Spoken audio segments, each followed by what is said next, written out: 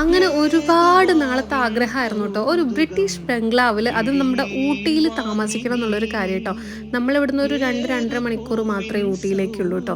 സത്യം പറഞ്ഞാൽ ഇവിടുന്ന് പോരാൻ തോന്നിയിട്ടുണ്ടായിരുന്നില്ലേ. കുറേ ഫോട്ടോസും അല്ലെങ്കിൽ വീഡിയോസൊക്കെ എടുത്ത് ഇങ്ങനെ നടക്കാൻ നല്ലൊരു പ്ലേസ് ആയിട്ട് എനിക്ക് തോന്നിയിട്ടുണ്ടായിരുന്നു.